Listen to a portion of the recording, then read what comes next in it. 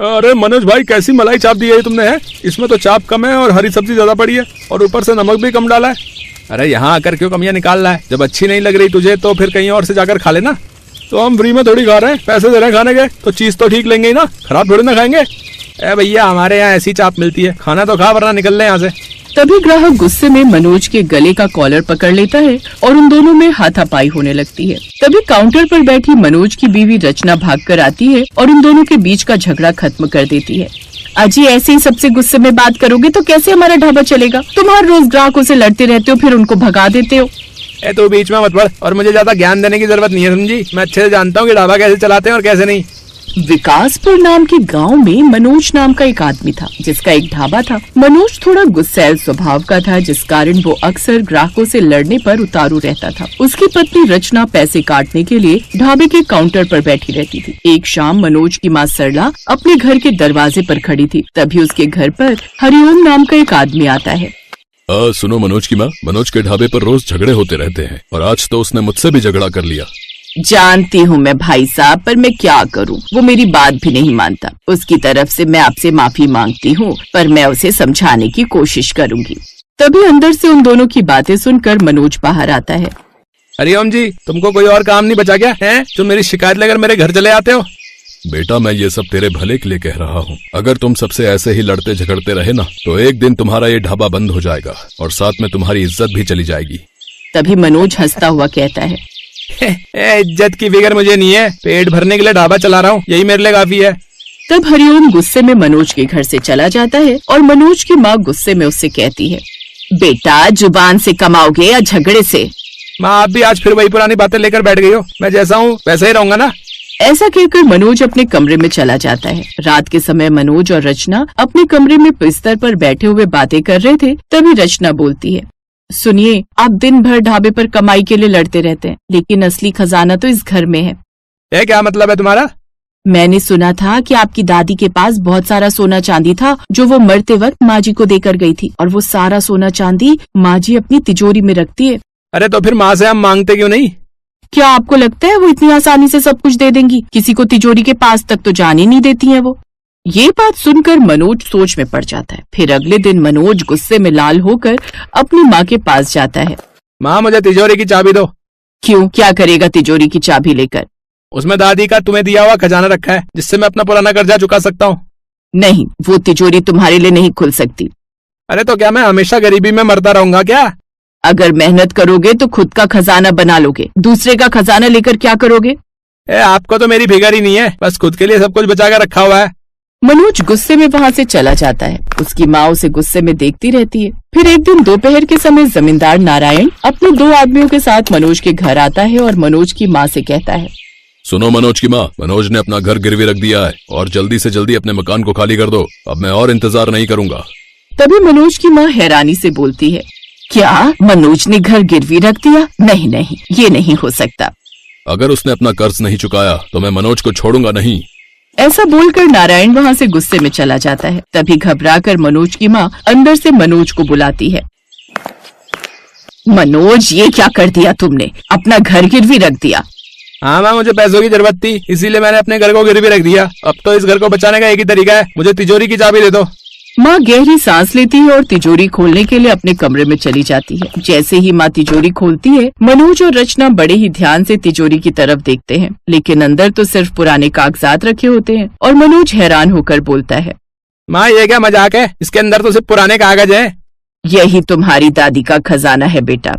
फिर मनोज गुस्से में एक किताब को उठाता है और उसके कागजों को पलटने लगता है। तभी उसकी नजर एक पेज पर जाती है जिस पर भरता समोसा रेसिपी लिखी होती है। मनोज हैरान होकर बोलता है, ये क्या है? भरता समोसा की रेसिपी?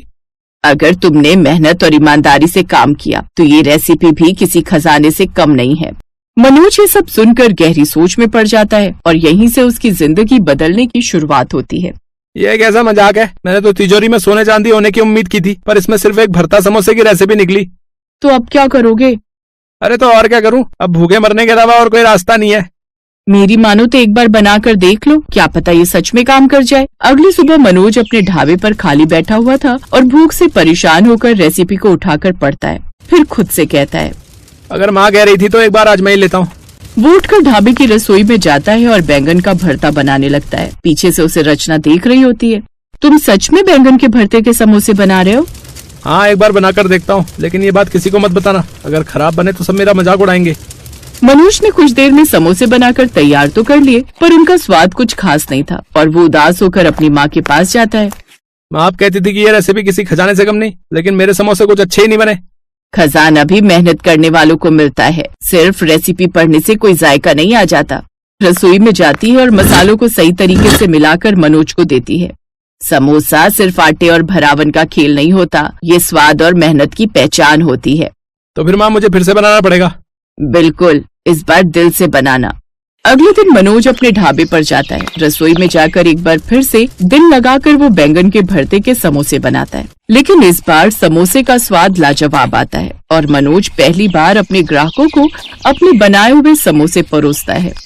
अरे मनोज भाई, ये समोसे तो कमाल के, इसके अंदर आलू नहीं है क्या? तभी दूसरा ग्राहक बोलता है, ऐसा समोसा तो कभी खाया ही नहीं मैंने, वाह। कुछ दिन बाद पूरे गांव में मनोज के बनाए हुए भरता समोसे की चर्चा होने लगती है और एक दिन मनोज अपने कमरे में बैठा था और उसकी माँ उसके पास आकर बोलती है, अब समझ आया मनोज बेटा कि असली खजाना क्या होता है। हाँ माँ, मेहनत से बड़ा कोई खजाना नहीं। मैं आज से सच में अपनी गलती सुधारूंगा, सच्ची कह रहा हूँ। माँ अपने बेटे को गर्व से देखती है क्योंकि मनोज अपने ढाबे को फिर से खड़ा करने का मन बना चुका था। कुछ दिन बाद मनोज अपने ढाबे को पूरी तरह बदल देता है। ढाबे के अंदर पुरानी कुर्सी की जगह साफ सुथरी चौकियां आ गई थी। वहीं मनोज काउंटर पर खड़ा था और रचना ऑर्डर संभाल रही थी। तभी एक ग्राहक आता है। अरे मनोज भैया, आपके समोसे तो कमाल के बने, लोग इनको खाने दूर दूर से आ रहे हैं। तभी गाँव का जमींदार नारायण मनोज के ढाबे पर आता है और मनोज से कहता है, क्यों रे मनोज, आजकल काफी चर्चा में है तेरा ढाबा। बिल्कुल मालिक, मेरी मेहनत रंग लाई है। चल इसी बात पर एक समोसा मुझे भी खिला दे। नारायण समोसे का एक निवाला जैसे ही मुंह में देता है। मैंने तो आज तक ऐसा समोसा पहले कभी नहीं खाया। अब आप फिक्र मत कीजिए, मैं जल्दी ही आपका कर्ज चुका दूंगा। जब तेरा समोसा इतना अच्छा बिक रहा है तो पैसे तो मेरे अपने आप आते ही रहेंगे। शाम को मनोज अपनी माँ के पास आता है। माँ, आपने बिल्कुल सही कहा था, असली खजाना मेहनत और ईमानदारी है। आपने जो सिखाया वही मेरी असली पूंजी निकली। आज मुझे अपने बेटे पर गर्व हो रहा है। मनोज धीरे धीरे अपनी मेहनत और ईमानदारी से ढाबे को चलाने लगा और अपना सारा कर्ज एक दिन उसने उतार दिया। साथ साथ अपने गुस्से के स्वभाव को भी बदला और कुछ दिन बाद मनोज ने अपने एक ढाबे से 2 ढाबे कर लिए और दूसरे ढाबे का नाम भरता समोसा रखा और अब वो सबके साथ खुशी खुशी रहने लगा।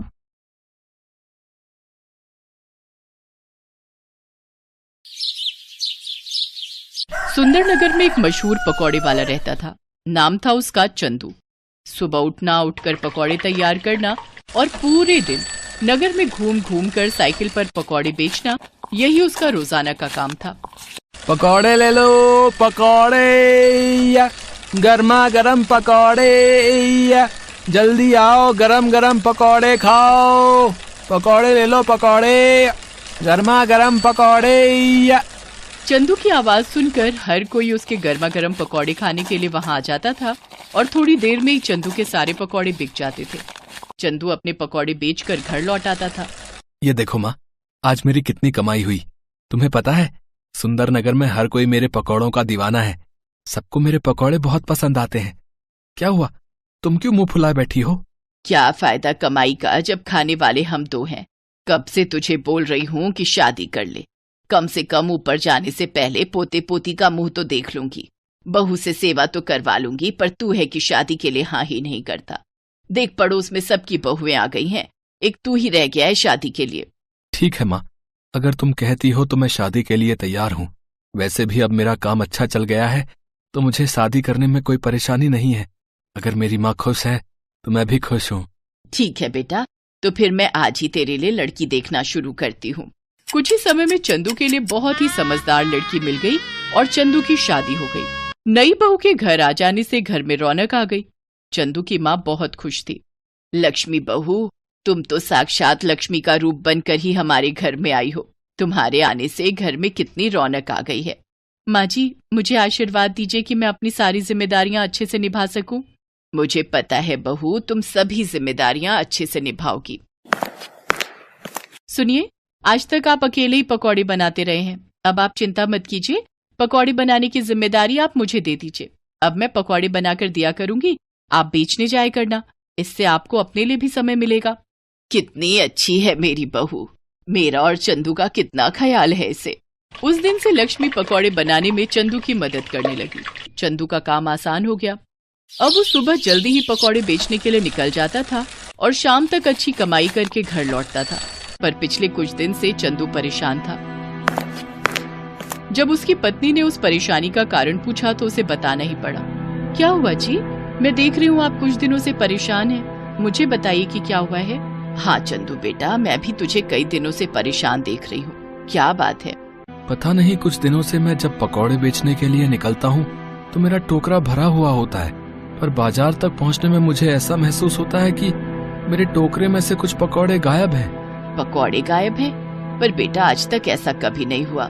कोई बात नहीं, मैं कुछ ज्यादा पकौड़े ही बना दूंगी। कई बार पता नहीं चलता, हो सकता है आपके मन का वहम हो। हाँ, ये भी हो सकता है मेरे मन का वहम हो। कल मैं थोड़े ज्यादा पकौड़े ले जाऊंगा। अगले दिन चंदू थोड़े ज्यादा पकौड़े लेकर जाता है, पर उस दिन भी चंदू देखता है कि पकौड़े थोड़े कम हैं। वो घर आकर ये बात लक्ष्मी और अपनी माँ को बताता है। अरे मेरे बच्चे को पता नहीं किसकी नजर लग गई है, कोई भूत प्रेत पकौड़े चुरा कर भाग रहा है क्या? मुझे तो दाल में कुछ काला दिखाई देता है। अच्छा एक बात बताओ, जब तुम पकौड़े बेचने के लिए जाते हो क्या कहीं कुछ देर के लिए रुकते हो? मैं जब पकौड़े बेचने जाता हूँ तो रास्ते में बस मैं पानी पीने के लिए नदी किनारे रुकता हूँ। बस मैं सारी बात समझ गई। अब तुम देखते जाओ मैं क्या करती हूँ। कल के बाद तुम्हारी ये समस्या हमेशा के लिए दूर हो जाएगी। तुम ऐसा क्या करने वाली हो? बस देखते जाओ, जैसे जैसे मैं कहूँ तुम वैसे ही करना। लक्ष्मी बहुत ही समझदार थी। अगले दिन जब चंदू पकौड़े बेचने के लिए निकला तो वो नदी के पास पानी पीने के लिए रुका और फिर से अपने पकौड़े बेचने के लिए चला गया। चंदू पकौड़े बेचकर घर आ गया। अब तुम नगर के राजा के पास जाओ और अपनी ये समस्या उन्हें बताना।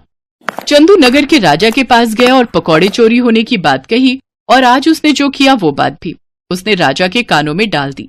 तुम्हें न्याय जरूर मिलेगा, चोरों को जल्दी ही पकड़ा जाएगा, नगर में ढिंडोरा पिटवा दिया जाए। चंदू खुशी खुशी घर आ जाता है। नगर में ढिंढोरा पिटवा दिया जाता है। अब बारी थी असली चोरों को पकड़ने की। क्या तुम्हें लगता है लक्ष्मी अब चोर पकड़े जाएंगे? बिल्कुल पकड़े जाएंगे। मैंने तरकीब ही ऐसी लड़ाई है। चोर तो ये भी नहीं जानते कि उस दिन तुम पकौड़े बेचने बाजार गए ही नहीं। मैंने सिर्फ उन चोरों को पकड़ने के लिए वो पकौड़े तैयार किए थे। उन चोरों के हाथ पर गोंद लगे हुए पकौड़े अच्छे से चिपक गए होंगे। मैंने ऐसा गोंद तैयार किया था जो छुड़ाए नहीं छूट सकता। चोर तो अपने हाथों में पकौड़े चिपके हुए देखकर परेशान हो रहे होंगे, पर राजा जी द्वारा जो खबर उन्हें मिलने वाली है उससे वो बहुत खुश हो जाएंगे। लक्ष्मी ने पकौड़ों पर चिपचिपा गोंद लगा दिया था जिससे पकौड़े उन चोरों के हाथ पर चिपक जाएं जो चंदू के पकौड़े चुराते थे। राजा द्वारा नगर में ढिंढोरा पिटवा दिया जाता है। सुनो सुनो, ध्यान से सुनो। राजा वीरभान ने कल रात को एक सपना देखा था जिसमें उन्होंने कुछ ऐसे लोग देखे थे जिनके हाथ में पकौड़े चिपके हुए थे। राजा वीरभान ने सपने की बात राजगुरु से कही है। राजगुरु का कहना है यदि सच में ऐसे लोग मिल जाएं तो राजा वीरभान के लिए बहुत ही शुभ है। इसीलिए राजा वीरभान ऐसे लोगों की तलाश कर रहे हैं जिनके हाथ में सचमुच पकौड़े चिपके हुए हों।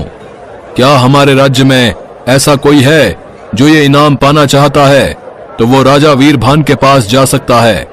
जो भी ऐसा चमत्कारी व्यक्ति राजा वीरभान से मिलेगा उन्हें राजा वीरभान की तरफ से 1000 स्वर्ण मुद्राएं इनाम में दी जाएंगी। अरे भाई, ये तो सोने पे सुहागा हो गया। हमारे हाथों में तो सचमुच पकौड़े चिपके हुए हैं। चल यार, जल्दी से राजा वीरभान के पास चलते हैं। पता लगे कोई और पहले पहुंच जाए। गाँव के बहुत से लोग उस चंदू से पकौड़े खरीद कर खाते हैं। हो सकता है गाँव में और भी लोगों के हाथों में पकौड़े चिपके हों। ये इनाम हमारे हाथ से नहीं जाना चाहिए। तू ठीक कह रहा यार जग्गू, चल हम जल्दी से राज दरबार चलते हैं। अरे वाह, ये तो कोई जादुई पकौड़े थे जो हमारे हाथों में चिपक गए और राजा वीरभान को सपना भी इसी का आया। अब तो हम माला माल हो जाएंगे। लक्ष्मी की तरकीब काम कर गई और चोर पकड़े गए। राजा के दरबार में जब जग्गू और रघु नाम के 2 चोर पहुंचे तो सारी सच्चाई सबके सामने आ गई।